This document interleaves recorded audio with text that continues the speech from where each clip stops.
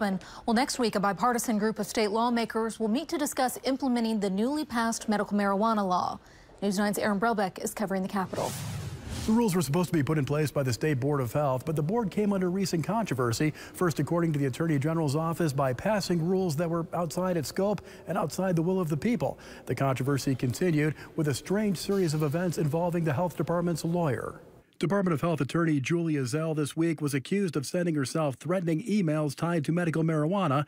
Text messages obtained by nondoc.com show the head of the Oklahoma Board of Pharmacy appearing to offer Zell a job if she includes a requirement that pharmacists must be placed in medical marijuana dispensaries.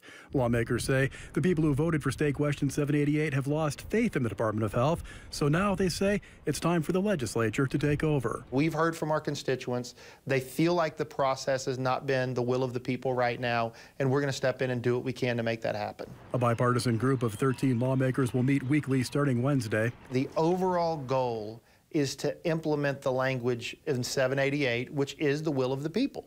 And that's where I think the Department of Health got off base. The Legislative Committee will then present its recommendations to the Board of Health for implementation. If they cannot, or they disagree with the state question so vehemently that they refuse to do so, then we need to go ahead and get a special session called. Bureaucrats and politicians need to just do what the people tell them to do when we have votes of the people. And that's the problem with what happened with the Board of Health. If they would have just implemented the will of the voters, we wouldn't be in this problem right now. And those weekly meetings will be open to the public. On the scene on the story at the state capitol, Aaron Brelbeck, News 9.